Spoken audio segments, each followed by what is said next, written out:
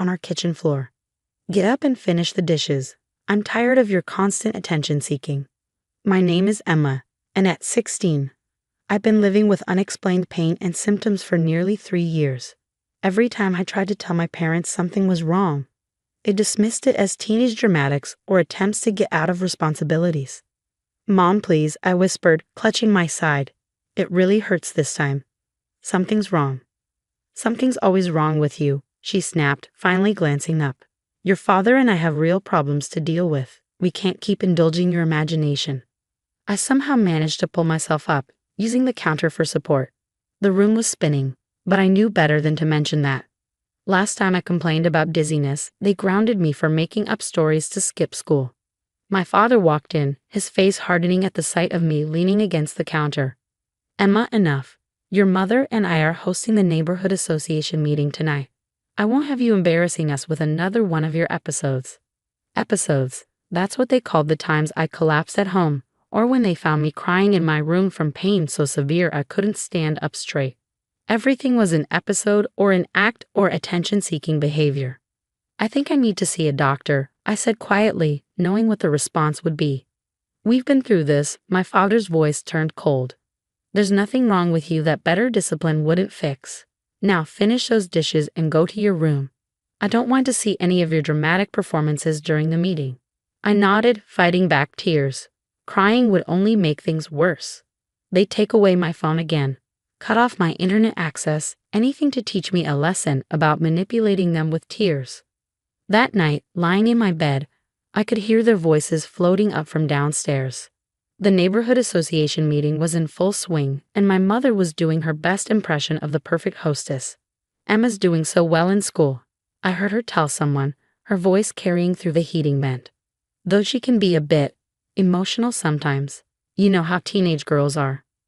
I pulled out my secret notebook from under my mattress. Inside, I'd been documenting everything.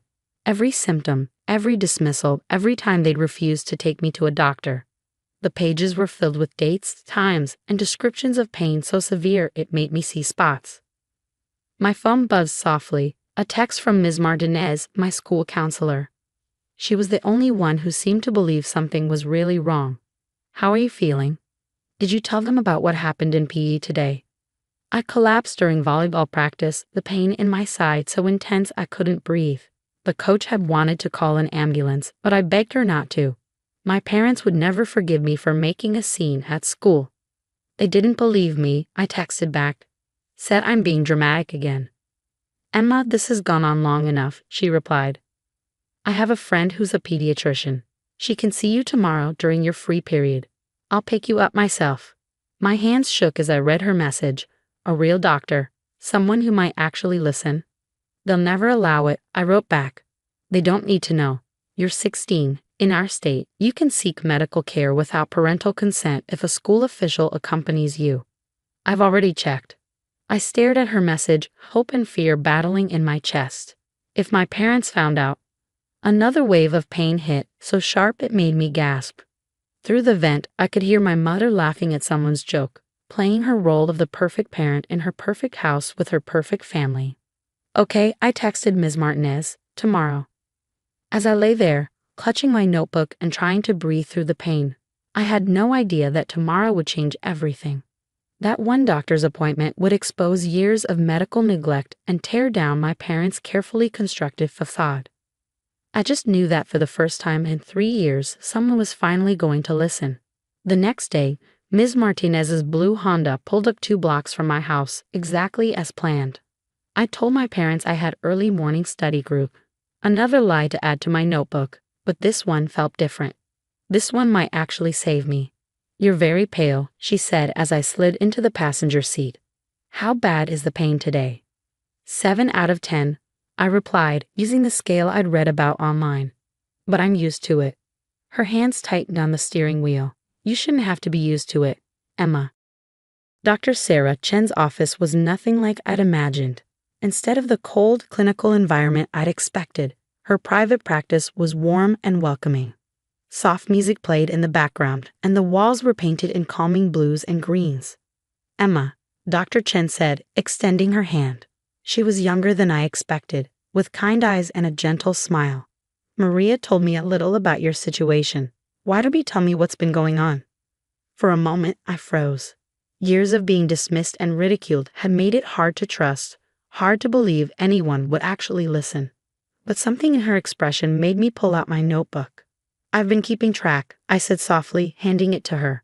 Every symptom, every time it gets bad. The dates, the pain levels, everything. Dr. Chen's expression changed as she flipped through the pages. The gentle smile faded, replaced by a focused intensity that made me nervous. You've been experiencing these symptoms for 3 years, she asked, looking up sharply. I nodded. And no one has examined you? Run any tests? My parents, I swallowed hard. They say I'm making it up. For attention. She set the notebook down carefully, too carefully, like she was controlling her reaction. Emma, I need to examine you. Some of these symptoms are very concerning. The examination was thorough. Dr. Chen listened to my heart, pressed carefully along my abdomen, and asked questions no one had ever bothered to ask before. When she touched my right side, I couldn't hold back a gasp of pain. I'm ordering blood work and an ultrasound, she said, right now. But my parents are not here, she finished firmly, and based on what I'm seeing, that's probably for the best. The next 2 hours passed in a blur of tests, needles, and imaging machines. Ms. Martinez stayed with me, holding my hand during the blood draws, bringing me water when I felt dizzy. Finally, Dr. Chen called us back to her office. Her face was serious as she pulled up my test results on her computer. Emma, she said quietly, you have a severe gallbladder condition that's been left untreated for far too long. The inflammation is extensive, and there are multiple large gallstones. This should have been caught and treated years ago. I felt tears sliding down my cheeks, not from fear or pain, but from relief. I wasn't crazy. I wasn't making it up. Something was actually wrong. Without immediate treatment, this could become life-threatening, Dr. Chen continued. You need surgery, and you need it soon. My parents want. Your parents are no longer in charge of this situation. She cut me off, her voice firm. I'm making a report to Child Protective Services. Medical neglect is a form of abuse, Emma. What they've done, or rather failed to do, is criminal. The word abuse hit me like a physical blow.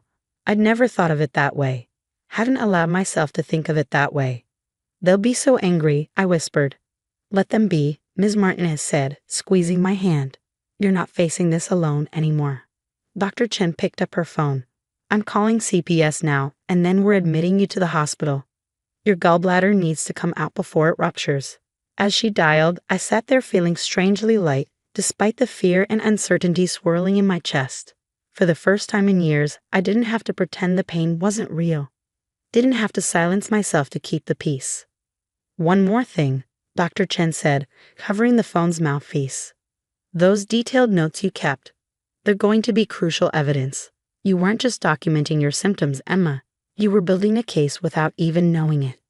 I clutched my notebook, thinking of all the nights I'd written in it by flashlight, thinking I was alone. All the times I'd added another entry, another date, another dismissed cry for help. I wasn't alone anymore. And my parents? They were about to learn that some things can't be dismissed with a wave of the hand and accusations of dramatic behavior. The real drama was just beginning. The hospital room door burst open with such force that the nurse jumped. My mother stormed in, my father right behind her, both their faces twisted with a fury I'd never seen before. What is the meaning of this? My mother hissed, waving a paper, probably the CPS notification. How dare you go behind our backs and create this ridiculous situation? Before I could respond, Dr. Chen stepped between them and my hospital bed. Mr. and Mrs. Walker, I'm Dr. Chen. I've admitted Emma for emergency gallbladder surgery due to severe inflammation and multiple gallstones, a condition that, according to her medical records, has gone untreated for years. This is absurd, my father sputtered. She's just seeking attention, like always. We're taking her home right now. No, you're not, a new voice said. A woman in a crisp suit entered the room, followed by 2 police officers. I'm Sandra Morris from Child Protective Services. Emma is currently under protective custody due to medical neglect. I watched my parents' faces change as reality started sinking in. The perfect facade they'd maintained for years was cracking. We've done nothing wrong, my mother insisted, but her voice wavered, She's always making up stories. Stories don't create gallstones. Dr. Chin interrupted, pulling up my ultrasound on a tablet. Stories don't cause dangerously elevated liver enzymes. Your daughter has been in significant pain for years while you dismissed her symptoms. As a mandated reporter, I had no choice but to contact authorities. The CPS worker opened a folder. We have Emma's journal documenting 3 years of complaints and dismissed symptoms. We have witness statements from school staff about multiple episodes of collapse. And now we have medical proof of a condition that could have become fatal if left untreated any longer. My father's face had gone from red to pale. We didn't know. You chose not to know. Ms. Martinez spoke up from where she sat beside my bed.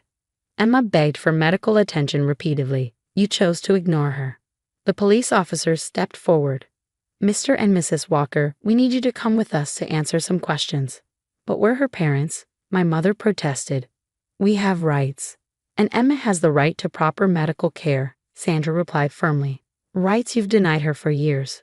Please go with the officers, or they will be forced to escort you out. As they were led away, my mother turned back one last time. Emma, how could you do this to us? To our family? For the first time in years, I didn't shrink under her accusation. How could you ignore my pain for so long? I asked quietly. What kind of parents do that to their child? After they left, the room fell silent except for the steady beep of my heart monitor. Dr. Chen checked my IV, then sat on the edge of my bed. The surgery is scheduled for tomorrow morning, she said gently. You're going to feel so much better afterward. No more constant pain. What happens after? I asked, looking at Sandra. With my parents? There will be an investigation, she explained. Given the evidence, they'll likely face charges for medical neglect. You'll be placed with a temporary guardian. Your Aunt Claire has already agreed to take you in. Aunt Claire, my mother's sister, who'd been kept away from our family for years because she asked too many questions. Suddenly, those questions made a lot more sense. It's going to be a different life, Emma, Ms. Martinez said, smiling. One where you're heard, where your health matters, where you don't have to hide your pain. I touched my notebook, thinking of all the entries I'd made, all the nights I'd questioned my own sanity because they'd made me doubt myself so much. They almost convinced me it was all in my head, I whispered. But they didn't succeed, Dr. Chen pointed out. You kept documenting everything. On some level, you knew the truth. Sandra patted my hand. That's over now. Your parents won't be able to dismiss medical issues anymore, yours or anyone else's. Your documentation might even help other kids in similar situations. As I lay back against the pillows, exhausted but relieved, I thought about the years of gaslighting, of being told I was dramatic, of having my pain dismissed as attention-seeking. Tomorrow, the surgeons would remove my gallbladder, but they'd already removed something else. The weight of silence, the burden of doubting myself, the constant fear of not being believed. My parents had always said family problems should stay private, but some secrets need to be exposed to the light. Some stories need to be told. And sometimes the bravest thing you can do is speak up and let the truth set you free. As I drifted off to sleep, for the first time in years, I felt safe, protected, believed. The pain hadn't gone away yet, but now it had a name, a solution, and most importantly, witnesses who wouldn't let it be ignored anymore. Sometimes healing starts with being heard.